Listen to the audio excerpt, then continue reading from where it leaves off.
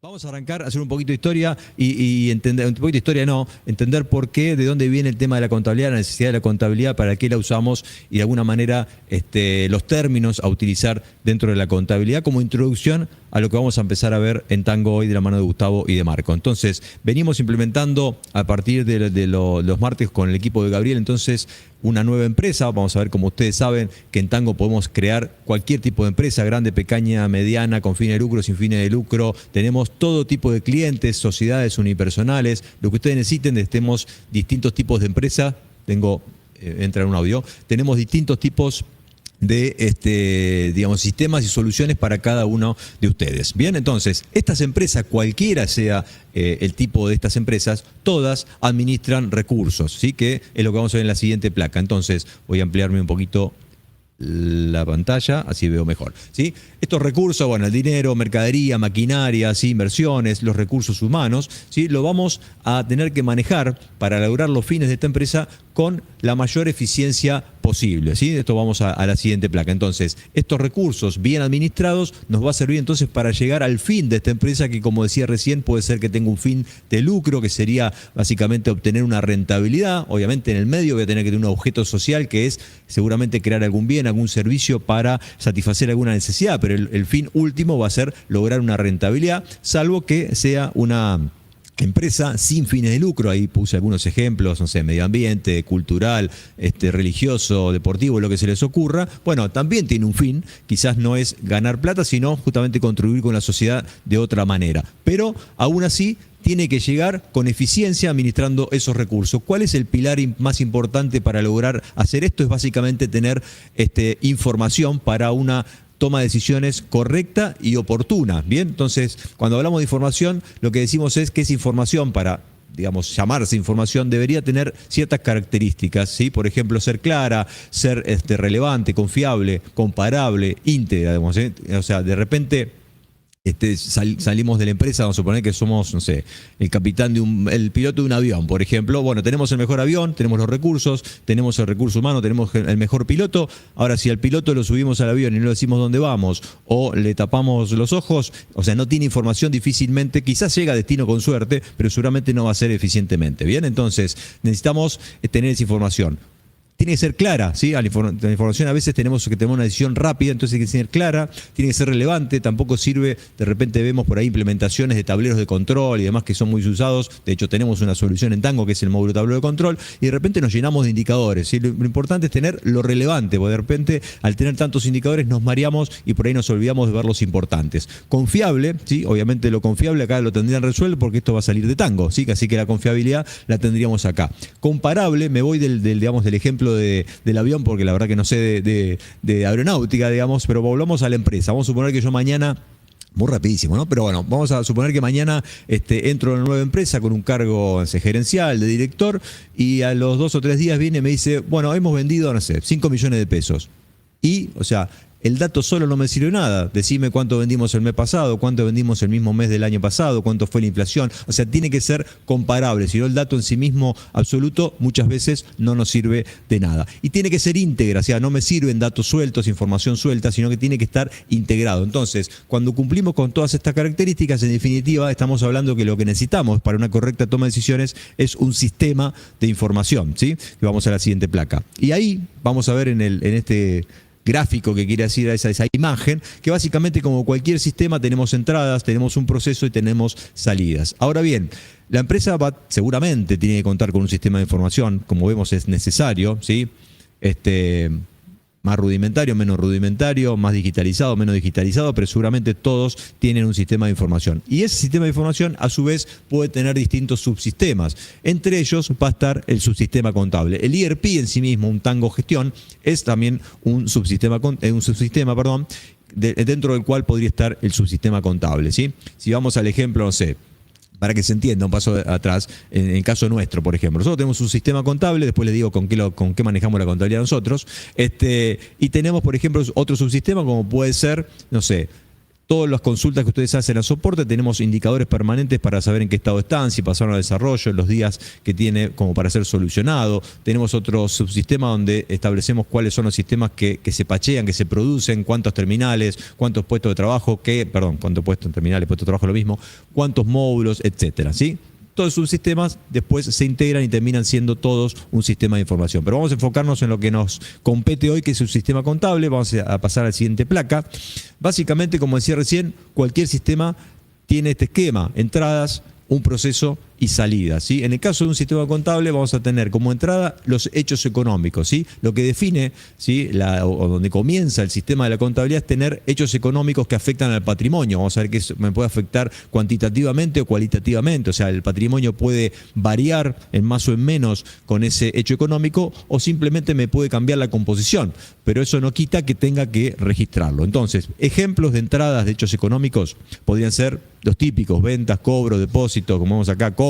O sea, cualquier movimiento que hace la empresa sí que me va a afectar al patrimonio. Ese hecho económico lo voy a tener que registrar, o sea, lo voy a tener que asentar dentro de mis libros, por decir algo, que hoy por hoy son digitales, no sé si alguno seguirá haciendo manualmente. Entonces, cuando hablamos de asentarlo, ahí surge, digamos, el asiento contable, ¿sí? Tenemos que asentar ese hecho que sucedió con una lógica, con un procedimiento que vamos a tratar de explicar hoy. Bien, y una vez que procesé, que cargué todos estos asientos contables y demás, en definitiva esto va a servir como salida, donde voy a tener distintas salidas, algunas legales y otras simplemente de control interno.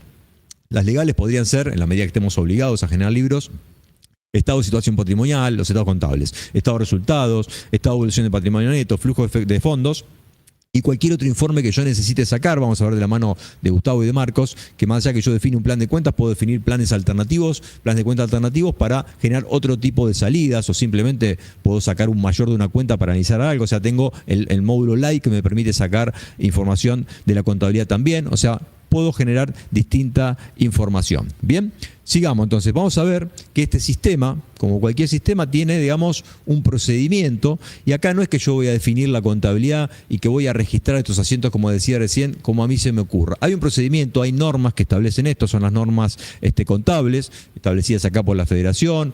Ahí tenemos normas contables internacionales que cumplir y demás. ¿Y por qué tengo que cumplir con esto? Porque si yo hiciera este proceso simplemente para la toma de decisiones interna, por ahí podría ser el formato que quisiera, pero la realidad es que estos informes que le decía, situación patrimonial, evolución de patrimonio neto, bueno, los estados contables, en definitiva también sirven para exponer hacia el exterior, por ejemplo, a los accionistas de la empresa, al Estado, cuando de repente tengo que presentar los estados contables al IGJ, tener que presentarlo a un banco para sacar una carpeta de crédito.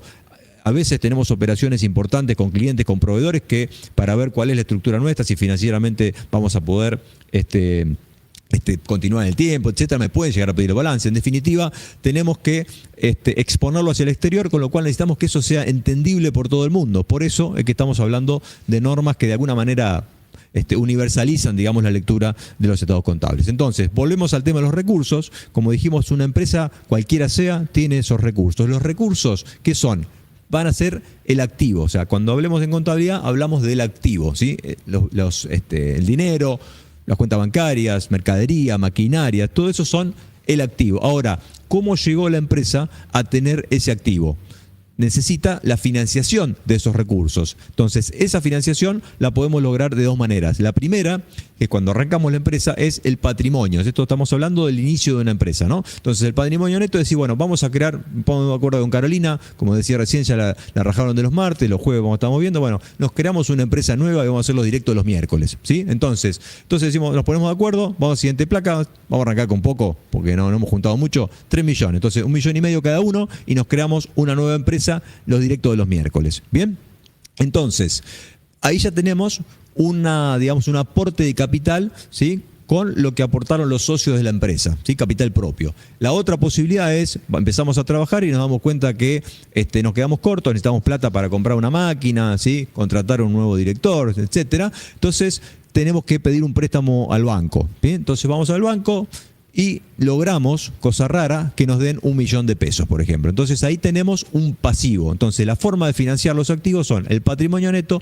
y el pasivo. Y acá es donde surge lo que se llama la ecuación, la ecuación contable, que un paso antes, la ecuación contable, sí, que es el activo, es igual, normalmente la vemos como pasivo en patrimonio neto, pero es lo mismo, digamos, ¿no? Que es cómo está compuesto entonces la composición de la empresa, cómo llegué a tener esos activos. Ahora sí, si hacemos lo que matemáticamente se dice, digamos, pasaje de término, el pasivo que lo pasamos del otro lado de la igualdad, lo pasaríamos restando, nos queda que el activo menos el pasivo es igual al patrimonio neto. Esto es, lo que tengo menos lo que debo, en definitiva es lo que vale mi empresa. ¿Sí? Sería lo que se denomina el valor libro, ¿bien? Que no necesariamente es lo que vale la empresa, porque sabemos que la empresa la vendemos por después el valor de la marca, por los ingresos que genera y demás. Pero esto es lo que llamamos el valor libro, el valor de patrimonio neto de la empresa. Bien, sigamos con algunos ejemplos para ver, bueno, los 3 millones que vale la empresa en este momento, digamos, ¿no?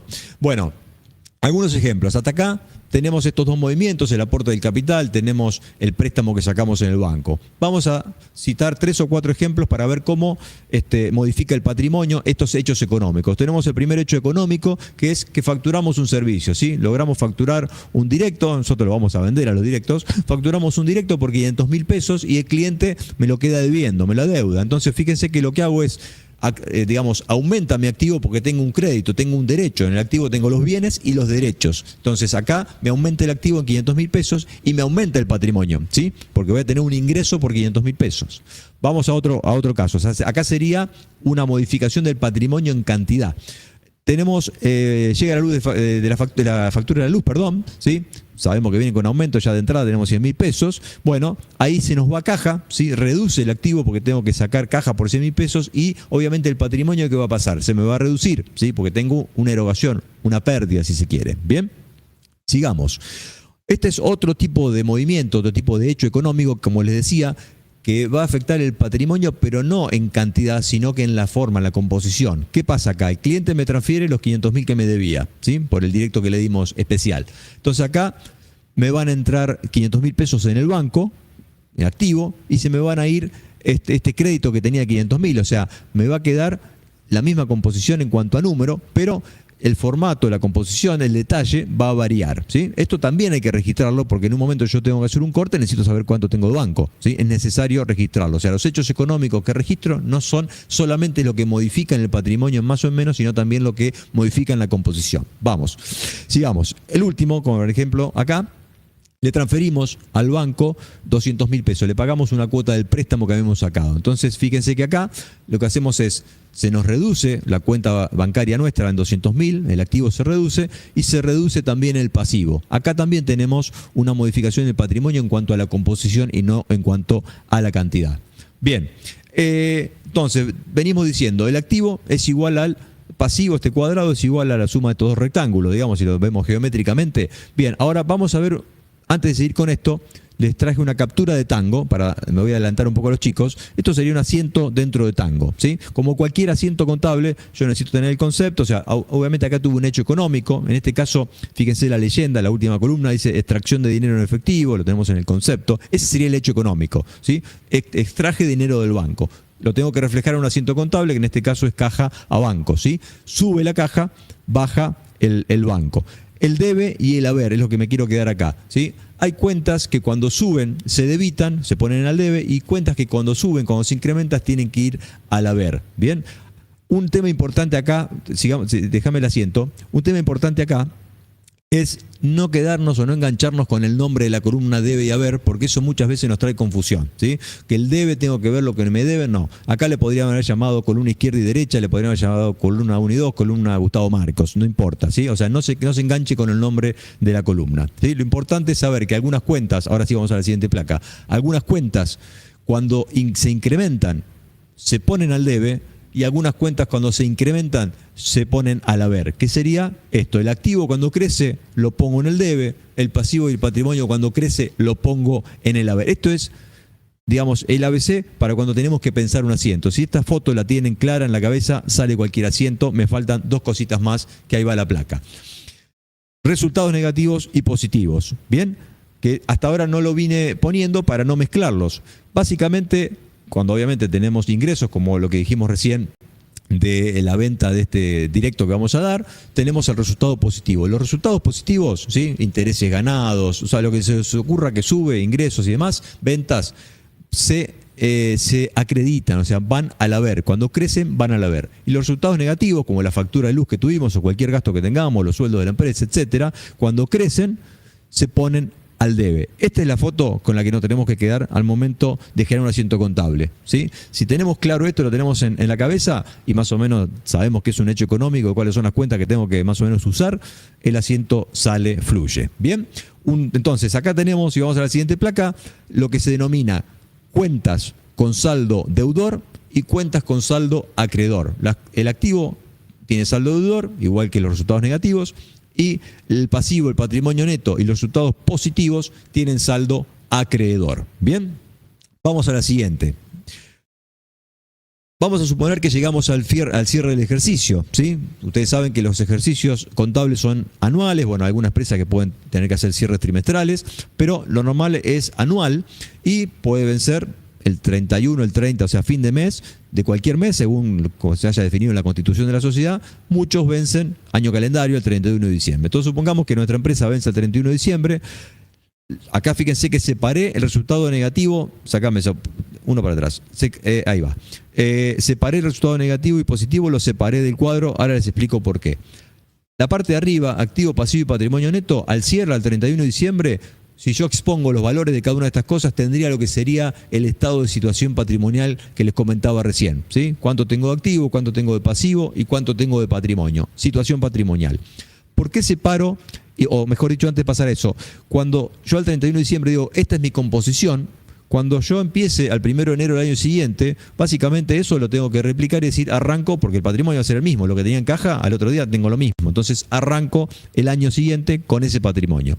Distinto es con las cuentas de resultado. Las cuentas de resultados negativo y positivo, cuando llego al cierre, vuelven a cero, ¿sí? Se resetean, por decirlo de alguna manera, es lo que se denomina el asiento de cierre de cuentas de resultado. Básicamente, si tengo ventas, egresos, etcétera, esa cuenta tiene que quedar en cero.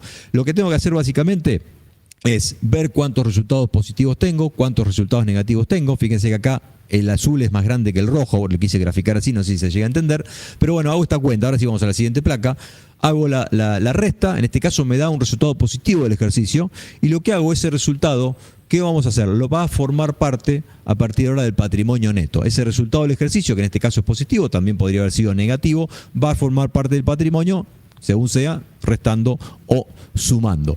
Lo que me da acá abajo sería, obviamente, la descomposición de los resultados negativos. Los resultados negativos va a ser el estado de resultados. ¿Bien? Y después el estado de evolución de patrimonio neto que les conté sería abrir, digamos, ese cuadrito, ese rectángulo de patrimonio neto y desarrollar a ver qué pasó durante el año con las cuentas que tengo en patrimonio neto. O sea, es muy resumido, digamos, acá lo que tiene que ver con esto, ¿sí? Pero me interesa ese cuadrito que lo tengan presente. Algunos ejemplos rápidos de cuentas, ¿sí? Que pueden reflejar después hechos económicos. En el activo, algunos dijimos caja, banco, plazo fijo, muebles y útiles, maquinarias. En el caso de pasivo, proveedores, cheques diferidos que emití y que debo, digamos, tengo que después ir a cubrir, iba a pagar. En el caso de patrimonio neto, el capital, ¿sí? Lo que habíamos suscrito con Carolina cuando creamos, ¿sí? O el ajuste de capital que tiene que ver con el ajuste de ese capital que vamos a hacer por inflación todos los años. El resultado del ejercicio, fíjense que esté ahí, ¿sí? Lo puse ahí. Y resultados no asignados, que son resultados de años anteriores que no lo repartí entre los socios. ¿Sí? Vamos a suponer que ganamos X dinero con Carolina, podemos decir